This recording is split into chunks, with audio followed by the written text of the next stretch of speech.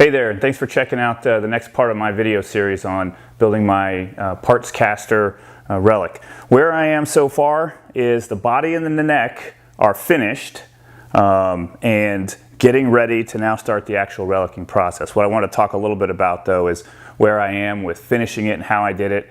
In the previous video saw spraying the paint, and I didn't go ahead and show spraying the clear lacquer and spraying the neck for that matter. Because it's going to be just a lot of the same, and you may already know how to apply finish. But what I did want to talk about is to what level after the clear lacquer and the paint were applied that I finished it up. So doing a relic, so it didn't make a whole lot of sense to me to get it up to a high buff shine, but I wanted it to have enough shine. So what I did is after the wet sanding, I used a little bit of this liquid polishing compound. It's multi-stage product, but I really only used the first stage. I just rubbed it on by hand, and there's still some of the small scratches that you would get from only using it at the lowest level, before going up to the finer and finest stage. Given that this is supposed to be an old, looking like an old guitar, having some minor scratches and not being fully gloss shine like brand new anymore, made sense to me. So I did that. This is my Daphne blue that I got from Ohio Valley Nitro, covered with clear nitro lacquer from Stumac, and I don't know if the camera here will pick up sort of the level of shine or polish that I have on it. If not, I got a couple of still pictures I'm going to put in here that'll hopefully show.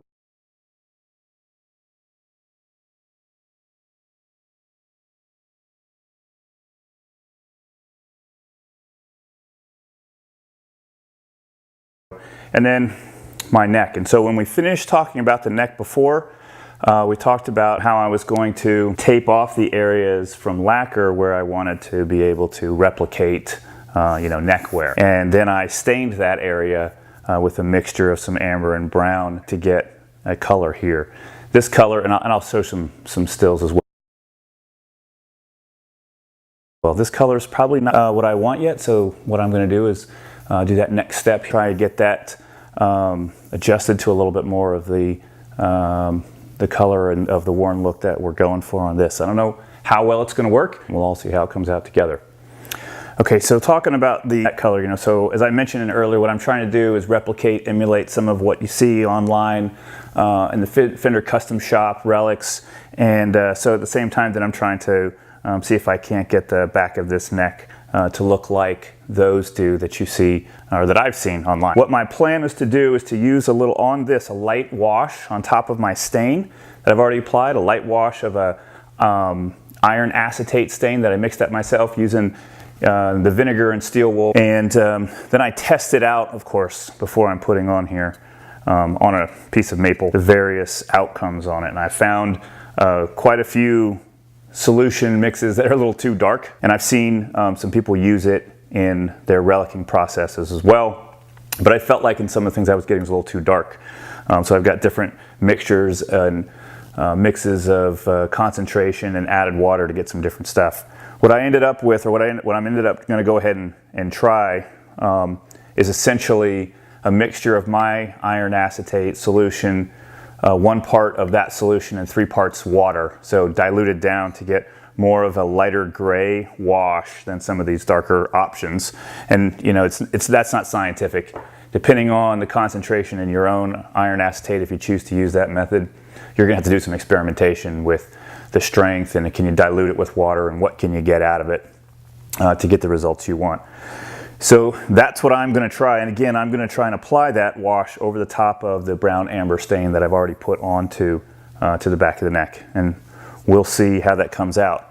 I don't want to put too much on, but again, I haven't figured this out already, so I'm not teaching you. We're going to see how it works. This is my diluted 1 part iron acetate and 3 parts water. And I'm going to go ahead and paint it lightly on the back of the neck here. Move that out of the way so you can see. And then be prepared to wipe off any too much excess. So I'm just quickly putting this on. Goes a little bit over the edges of where the where the lacquer ended, but it won't get onto the wood from the lacquer there, and then I'll wipe off excess with my paper towel here.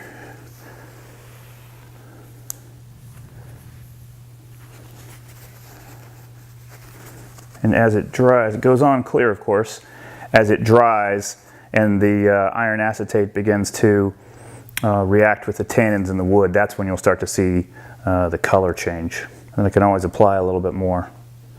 All right, I'll take a quick pause and come back when it's dry. Okay, after about 3 or 4 maybe coats, I'd put a coat on, let it dry, you know, assess kind of, all right, how am I doing in terms of getting to the color I want, put a little bit more on. And obviously, since I had this, my iron acetate, my original solution here, as you can see, it's a lot different color, mixed at a 1 parts acetate solution, 3 parts water, so I wouldn't get too dark of a color right away, and I could hopefully maybe build it up, and then with what I'm putting in there, blending in with the stain that I already put in there. Again, it's all trial and error.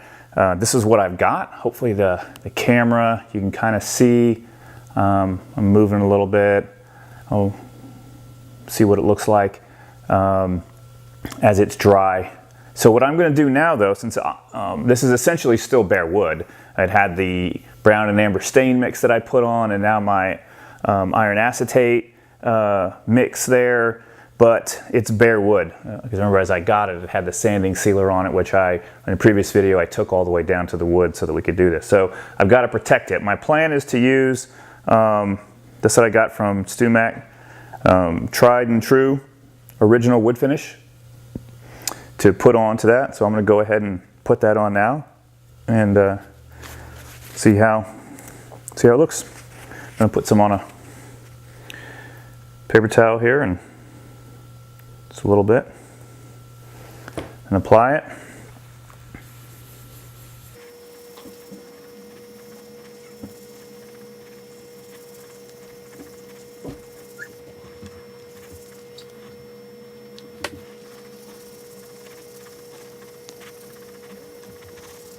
As I apply the tried and true, you can see it's also darkening it just a bit as well. Again, hopefully the camera, you can see that. So it's darkening a little bit, and I think it's achieving what I want from the back of my neck here to look, again, to look like one of the custom shop Relic instruments. So I'm going to finish applying this.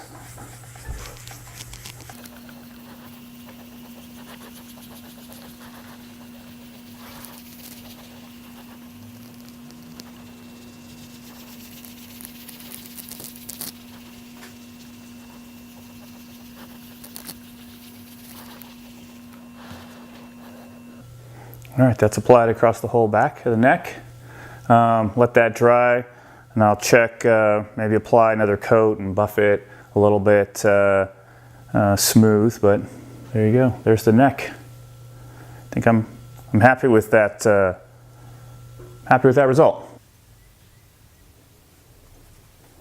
Okay, so with my neck, what I did is, again, I used this tried and true oil. I got this from StewMac, and I just followed the instructions, which says, you know, apply a very thin coat with a lint-free cloth, let it soak in for 60 minutes, and then I went ahead, it says go between, or 24 hours before adding other coats. And so I waited a day, added another coat, waited, buffed it out. It's nice and smooth. It's even with the nitro finish that's on there. And I think it also helped really with the combination of the stain and then my iron acetate and then this tried and true finish on here, helping me get the color that I want.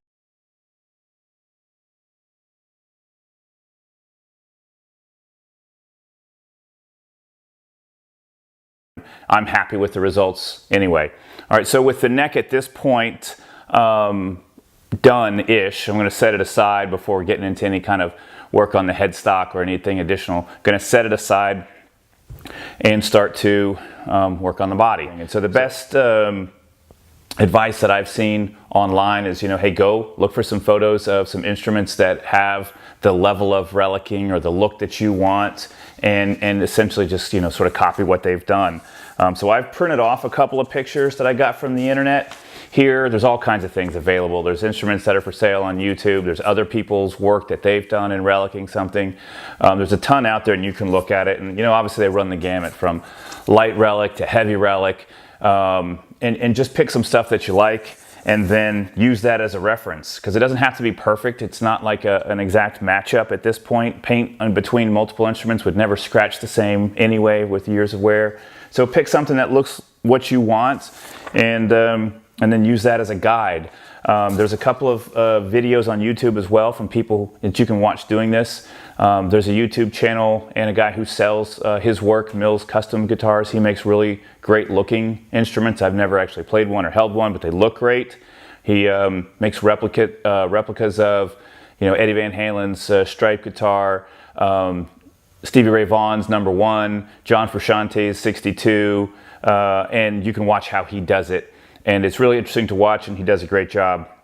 There's also one that's a little bit more my level of work, in the sense of how much, you know, as a guy, he's really more of a gear reviewer, and a little bit of a teaching as well. But Dave Simpson on YouTube, who went how he made his own relic as well. And then you've got Nathan Sink and how he did his. And each of them are, I think, at this stage doing something similar, which is, you know, break out the X-Acto knife and the razor blades, and then start to put those, you know, scratch the paint back in the areas that you want, and, you know, create the years of wear, or the appearance of the years of wear in the place that you want. So what I've got here, obviously got my body, it's all ready to go. I've got my sort of reference photos of instruments that I printed from the internet. I've got my X-Acto knife and razor blade set, and I'm ready to get started, and we'll see how it goes. All right, so I've got my photo, and we'll go ahead and give this thing a shot.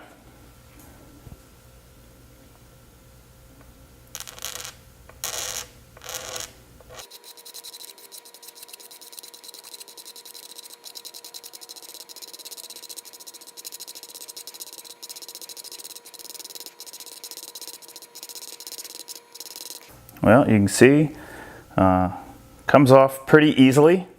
I'm definitely gonna have a mess here, so I'm gonna have to probably hook up my my shop vac and keep this area clean while I'm going. So I'm gonna go ahead and do some work, and I'll vacuum up and stop the video as we go along, and so you can see the progress. But essentially, that's all it takes, a little razor blade, maybe an X-Acto knife as I get into some smaller areas, and I'll keep going, and we'll come back and show you what I've got. Okay, so I've stopped a little bit of what I've done, because I wanted to take a moment to show you what I've done, and also talk a little bit about what I've learned thus far. So the main tools I've been using, razor blade, X-Acto knife, and I've just got my pick guard and pickups in here to kind of give you a sense of, you know, obviously where I'm going with this. It's not secured down yet or anything. It's definitely some careful, detailed work. Those guys who you see at the custom shop doing it, or whomever, and you can definitely see why it costs as much as it does. It takes some time, and it takes some attention to detail.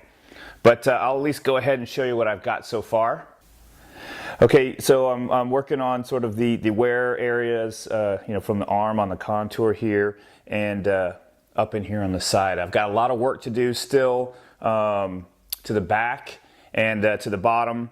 You know, and everything, you know, per the pictures that I had gotten, and what I'm working on. But I wanted to take a break with what I have, get this thing put up on YouTube so you guys can see what it is, see how I've gone. A lot of work still to do, and I'll continue to work on this. And then once we get to the part, once I get ready to start darkening the wood and using my iron acetate stain, and to show you how that goes, we'll come back to it. But here's what I'd tell you. If you're going to do this, have some sharp razor blades and X-Acto knives and some spare blades, and some patience and some time to do this. But so far I'm happy with my progress. It has taken a little longer than I thought it would take, but I'm happy with the outcome and the results at this point. So just some more work to do, and we'll get back and show you another episode on that. Thanks.